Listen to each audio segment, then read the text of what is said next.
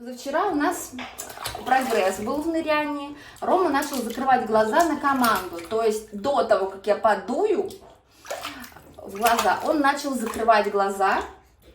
И когда я поднимаю его над водой, он задерживает дыхание. То есть мне уже можно не дуть в лицо для того, чтобы он вдохнул. Он уже понимает, все, я уже практически не дую. Если я вижу, что он закрыл глаза, все, я его поднимаю над водой, задерживаю над водой и потом опускаю под воду. Таким образом, он не глотает, а хорошо у него получается. Все, то есть мы уже перешли к следующему этапу. Убираем дуновение в лицо. Это очень важно. Команду я пока оставляю, потому что команда пригодится потом в бассейне. И в следующем видео я еще покажу еще одну поддержку на груди. Ромочка, ныряем.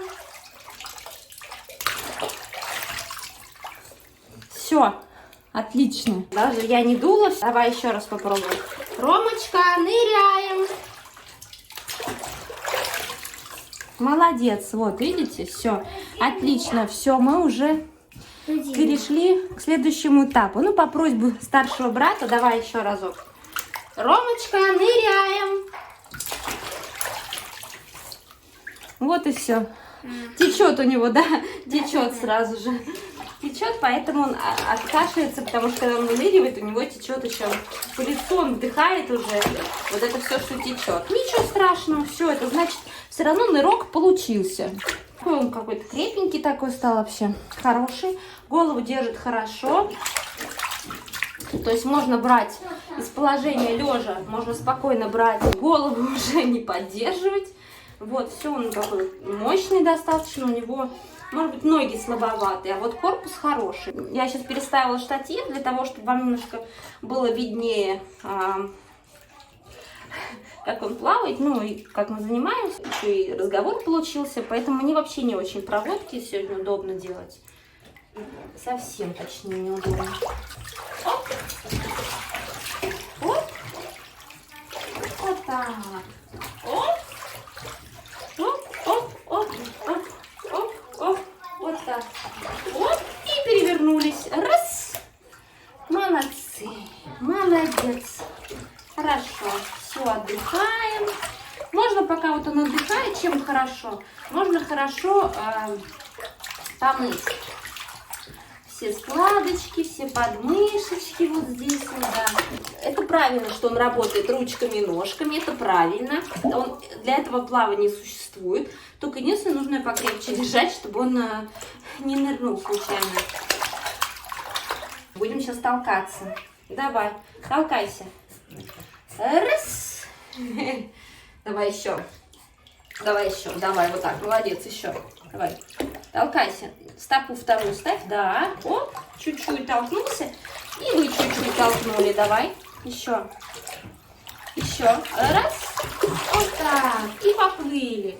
Это хорошо, что он вот шевелится. Это не значит, что ему не нравится. Это значит, что он активность проявляет. Согревается при этом, потому что вода достаточно холодная для него.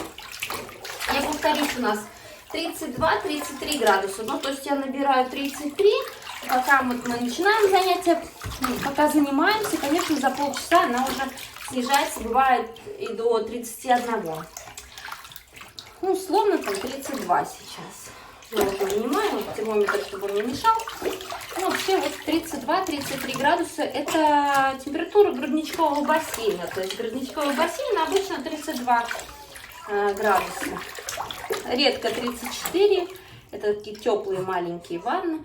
А вообще 32 в грудничковом бассейне. Во взрослом бассейне, если там есть, так скажем, отделение детское, то там 27-28. Я почему знаю, у нас есть такой бассейн, моя дочка там занимается, там температура, как бы общая чаша взрослая, соответственно, там температура 27-28, и просто закуточек детский, вода общая. Поэтому, соответственно, температура одинаковая. Ну, туда малышей я не рекомендую водить, вообще с года лучше в такой температуре примерно в бассейне заниматься. А так грудничковый 32, пожалуйста, с 3 месяцев. Легко. Мне даже не приходится ему помогать и ручками, ножками его двигать. Он, в принципе, вот совершенно спокойно, самостоятельно все это делает. Прекрасно. Вот даже ножки поднимает до поверхности. Мне остается контролировать только рот, подбородок. Ромочка, ныряем. Все, молодец. И вот чем хорошо, можно покатать, да, так как гидромассаж делать, опять-таки, массаж животика, это очень полезно. Бочком, на бочок, на бочок, на бочок, на бочок, на бочок, на бочок. Хорошо. Всё. Ромочка, ныряем. Мы варили суп из перловых круп. Мы варили кашу, а она не наша. Замесили тесто, а оно не с места. Не жалейте, кстати, наливайте полную ванну для того, чтобы ребенку было комфортно и нырять, и делать упражнения, и разворачиваться, кстати, легче гораздо, если у вас полная ванна. Да? Вот, конечно, идеально, когда в бассейне вы держите ребенка и стоите за его головой. И таким образом он поднимает подбородок вверх, как положено, да, и у него правильное положение головы. Потому что он смотрит на вас, на маму свою. В ванне, конечно, это сложно. Но пока маленький еще можно вот так держать, и то я держу по диагонали, и это опасно. Как только он будет касаться ногами противоположного борта, так уже держать нельзя. Потому что он может толкнуться сильно, и вы его не удержите. Он ударится головой о противоположный борт.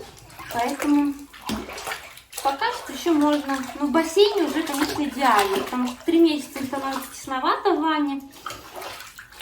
Да, давайте еще расскажу про разворот. Потому что многие меня спрашивали, как в узкой ванне правильно развернуть ребенка. Вот смотрите, что такое по диагонали, да, потому что я говорила.